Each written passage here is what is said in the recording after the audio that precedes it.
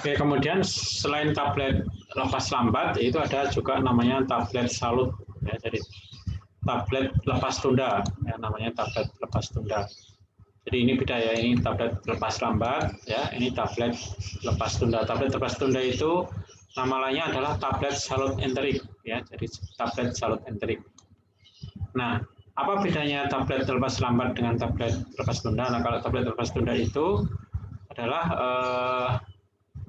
tablet yang didesain agar lapisannya ya, atau salutnya, salut itu sama dengan lapisannya, itu tahan terhadap cairan asam lambung. Jadi ini tujuannya adalah agar tabletnya itu tahan terhadap cairan asam lambung atau reaksi asam ya, karena asam lambung itu kan istilahnya kan HCl atau asam ya. Sehingga tablet ini kalau kita minum ya, kemudian masuk ke dalam saluran cerna yang paling awal itu kan lambung. Dia itu tidak hancur di dalam lambung, tapi dia hancurnya di dalam usus. Ya, dalam ini ya mulai berefek atau hancur di dalam usus halus. Nah, kemudian kalau dia sudah hancur di dalam usus halus, otomatis kan dia melepaskan zat aktifnya. Otomatis dia melepaskan zat aktifnya. Ya. Nah, kalau tablet lepas lambat itu dia tidak tahan terhadap asam lambung ya, tapi kalau tablet lepas lambat ini dia tahan terhadap asam lambung. Nah, ini contohnya misalnya yang paling terkenal ya, kayaknya ini kita sudah pernah, ada yang sudah pernah minum ini ya, Dulcolak ya. Dulcolak itu kalau kita minum ya, minumnya malam hari ya, itu dia Dulcolak itu punya lapisan ya, punya lapisan yang dia tahan terhadap reaksi asam yang ada di dalam lambung. Kemudian ada lagi yang namanya tablet salut gula, ada lagi yang namanya tablet salut gula. Nah, tablet salut gula ini seperti namanya ya, pembuatannya itu diberi lapisan gula ya. Lapisan gulanya itu biasanya diberi warna tertentu ya, misalnya merah ya.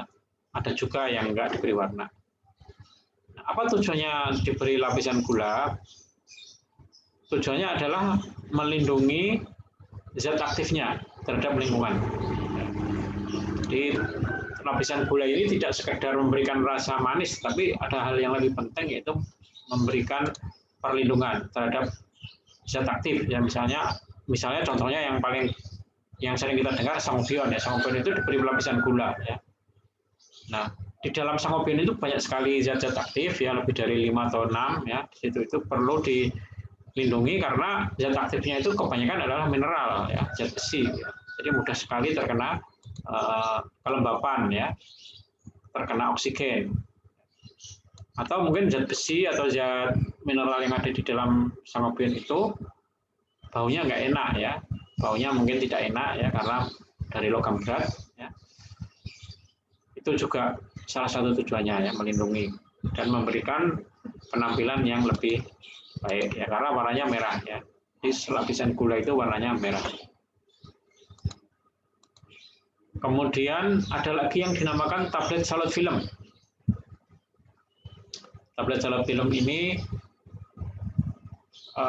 beda dengan tablet salut gula dan tablet yang lain ya, tablet salut enterik. Ini dilapisi salut tipis ya, jadi salutnya tipis yang tidak larut dalam air. Ya. Nah, ini polimer ini ya, yang tidak larut dalam air itu hancur cepat di dalam saluran cerna. Penyalutan tidak perlu berkali-kali. Jadi ini tablet salut film itu bedanya itu sebenarnya hanya satu saja lapisan penyalutnya ya, dari polimer. Kalau tablet salut yang lain itu lapisannya banyak, lapisan penyalutnya. Kemudian tadi yang ini sudah ya, yang tablet sudah saya singgung tadi ya, dia mengeluarkan CO2 setelah dimasukkan ke dalam air, yang tadi sudah saya singgung. Tablet kunyah tadi juga sudah ya, saya singgung. Kemudian penggolongan tablet yang lain adalah digunakan dalam rongga mulut. Ini ada tablet bukal tadi sudah ya, bukal ya, tablet sublingual ya. Nah, ada lagi yang namanya tablet hisap ya, tablet hisap. Tablet hisap ini banyak sekali beredar di pasaran, terutama tablet-tablet vitamin ya, misalnya Vitamin ya contohnya ya. Somse ya, ini tablet hisap atau lozengis ya. Somse, Vitamin ya. Ini apa namanya itu? Vitamin ya. Jadi kalau tablet kunyah, tablet hisap itu ya, itu hampir dipastikan rasanya tidak pahit ya. Ini vitamin ya, atau effervescent itu rasanya tidak pahit. Oke, kemudian ini jarang ya tablet apa namanya itu ya, tablet apa namanya itu dental cons atau cons itu jarang ya. Nah ini tablet ini biasanya digunakan oleh dokter gigi dan mungkin di Indonesia mungkin belum ada ya. Kemudian penggunaan tablet yang lain adalah tablet rektal ya. Tablet rektal ini tidak dimasukkan lewat mulut ya, sesuai dengan namanya lewat dubur ya, namanya tablet rektal. Nah, tablet rektal ini dimasukkan ke dalam dubur ya, mungkin kita ada yang pernah pakai ya, misalnya contohnya dulu kolak ya, apa namanya itu tablet vaginal ya, contohnya tablet vaginal, tablet rektal. Kalau tablet vaginal itu dimasukkan dalam vagina ya. Ini juga ada contohnya ya, nanti kita bahas saja, tapi ini istilahnya aja dulu ya, tablet rektal itu masuk ke dalam dubur, tablet vaginal itu masuk ke dalam vagina ya, seperti namanya. Dan tadi sudah ya, tablet kembal implantasi dia masuk ke dalam golongan tablet yang steril ya, masuk ke dalam apa namanya itu sublingual ya, jadi apa namanya subkutan ya. Ini digunakan untuk KB, tadi sudah singgung. Ini kemudian ada yang tablet-tablet jenis yang lain ya, ini yang jarang-jarang dipakai ya. Tablet triturat ya, ada tablet yang kecil, bentuknya silindris. Ini tablet hipodermik. Kalau tablet hipodermik ini jarang ya, ini jarang. Ada tablet yang lain ini jarang dipakai ya.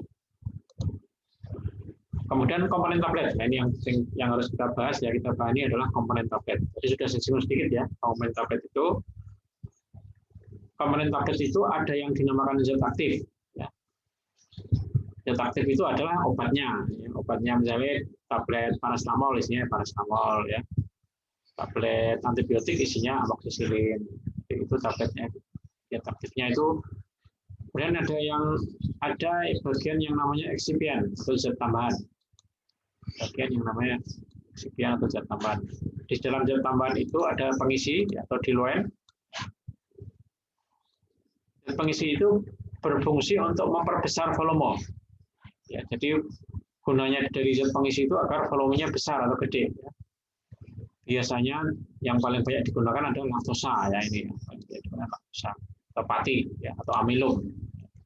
Jadi ini banyak sekali, hampir semua tablet itu menggunakan laktosa atau pati. Mungkin karena untuk dari sisi lebih ekonomis ya. Nah, pengisi ini ditambahkan ya jika zat aktifnya sedikit atau sulit dikempa. Jadi pengisi itu ditambahkan jika zat aktifnya sulit dikempa. Kemudian yang kedua zat pengikat atau binder. Tadi sudah saya singgung juga ya, fungsinya adalah untuk memberikan gaya adhesi pada massa tablet atau daya ikat atau daya adhesi. Yang banyak dipakai contohnya adalah gom atau gelatin. Ini beberapa zat pengisi ya yang sering dipakai. Kemudian penghancur, tadi sudah singgung ya, penghancur atau pengembang atau disintegran. Jadi fungsinya zat ini adalah jika tabletnya masuk ke dalam usus, dia akan membantu proses disintegrasi atau proses penghancuran. Nama lainnya itu disintegran atau penghancuran.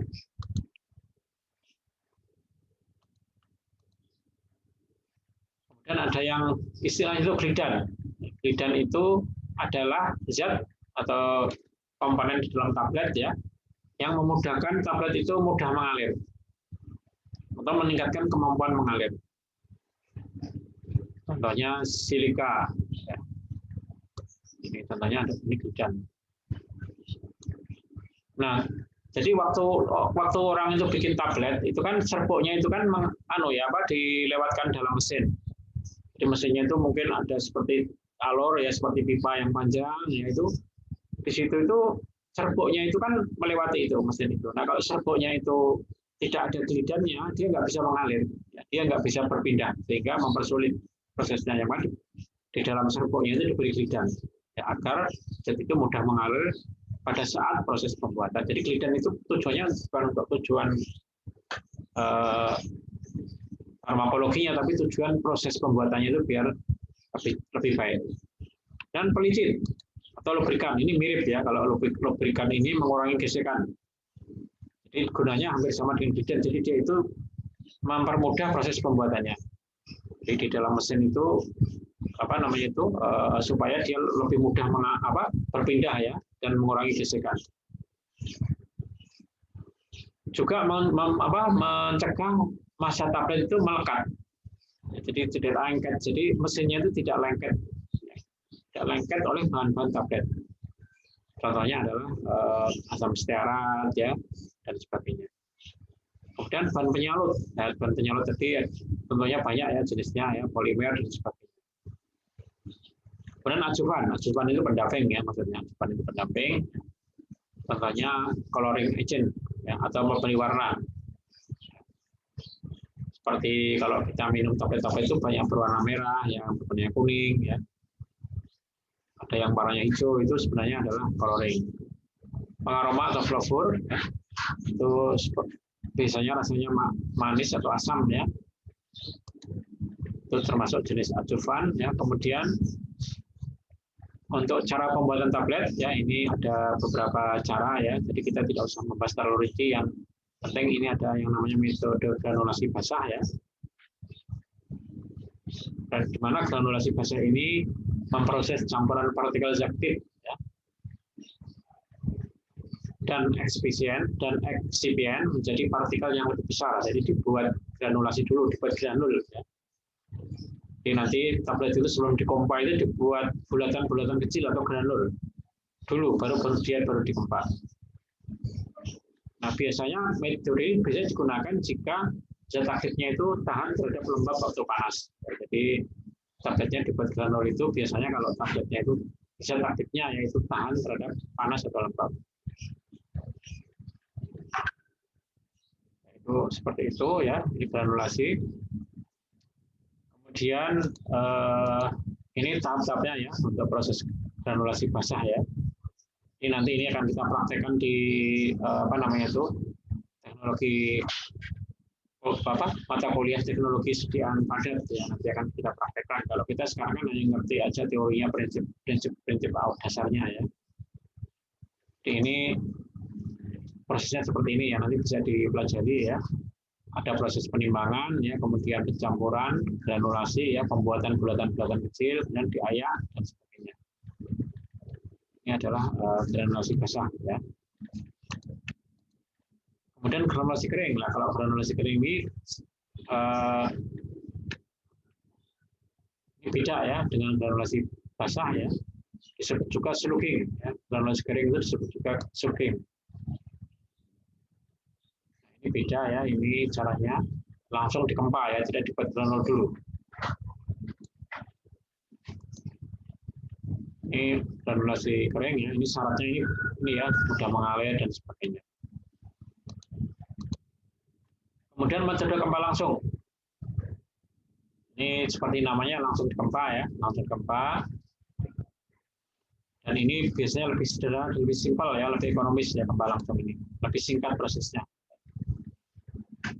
Ini kempa langsung. Jadi obat itu, tablet itu bisa dibuat dengan cara kempa langsung ya, bisa dibuat dengan cara granulasi basah ya, bisa dibuat dengan cara granulasi kering ya. Kemudian ini terakhir ya, sebelum saya akhiri materinya mengenai persyaratan tablet. Syarat-syarat tablet. Yang pertama adalah keseragaman bobot. Ya, keseragaman bobot ya. Jadi ini caranya menilai tablet itu seragam. Jadi tablet itu ada seragam bobotnya, beratnya harus sama ya. Seragam itu tidak harus sama persis ya, tapi mungkin ada perbedaan berapa persen. Caranya tablet yang sudah kita buat ya, kita dapat tablet ditimbang 20 tablet. Jadi misalnya kita nimbang 20 tablet, misalnya beratnya 10 gram misalnya. Nanti kita rata-rata. Kemudian setelah dirata-rata ya, kemudian kita timbang lagi, tidak langsung timbang 20, tapi timbang satu persatu. Nah, setelah kita timbang, kemudian kita catat ya, timbang tablet pertama, tablet kedua, kita catat beratnya. Nah, tablet itu tidak boleh dari 2 tablet itu tidak boleh lebih dari 2 tablet menyimpang dari bobot rata-rata lebih besar dari harga tablet. Ini kriterianya seperti itu. Ini adalah keseragaman bobot ya. Ini mungkin lebih dilihat ya ini ya. Dilihat seperti ini biar gampang ya. Jadi misalnya ini ada tablet ya. Tablet itu kan macam-macam ya. Ada yang bobotnya 25 ya, ada yang di atas 25 ya. Ada yang lebih dari 300 mg. Misalnya ini antibiotik ya. Kalau tablet itu beratnya 300 mg, dia itu penyimpangan bobotnya itu tidak boleh lebih dari 5%. Tapi kalau bobotnya tablet itu 25 mg, penyimpangan itu tidak boleh lebih dari 15%. Jadi ini aturannya seperti ini. Oke. Itu pertama ya. Jadi syarat tablet pertama adalah bobotnya harus seragam. Kemudian kekerasan tablet. Nah ini kekerasan tablet itu menggunakan alat ya. Ini caranya itu tabletnya diambil seperti tadi ya, 20 tablet ya, diukur kekerasannya. Kemudian persyaratan ukurannya itu per tablet minimal 4 kg per cm persegi, maksimal 10 kg per cm persegi. Kemudian keseragaman ukuran ya, itu juga hampir sama ya. Menggunakan jangka sorong ya kalau keseragaman ukuran itu. Menggunakan jangka sorong. Jadi kemudian waktu hancur juga menggunakan alat ya. Biasanya menggunakan media itu air ya. Suhunya 36 sampai 38 ya, yang diuji 5 tablet. Kemudian tablet itu tidak boleh, kalau tablet bersalur tidak boleh hancurnya itu tidak lebih dari 15 menit. Tapi kalau tablet salut gula tidak lebih dari 60 menit. Jadi ini persyaratannya seperti ini ya. Untuk waktu hancur. Jadi waktu hancur keseragaman bobot ya. Kemudian ini ada beberapa istilah ya kerusakan dalam tablet ya. Ada yang namanya cracking ya. Cracking itu pemisahan sebagian atau seluruh bagian atas bawah tablet. Ini ada istilah lagi namanya laminasi. Laminasi itu tabletnya pisah dari 2 bagian atau lebih ya. Chipping ya. Tabletnya terpotong, cracking, tabletnya pecah ya. Kalau picking itu perpindahan bahan dari permukaan tablet dan menempel pada permukaan pan. Pan itu adalah alat untuk mengempat tablet. Ya. Sticking itu keadaan di mana granul menempel pada dinding. Ya, jadi ini istilah-istilah untuk kerusakan tablet ya. Istilah teknis untuk kerusakan tablet.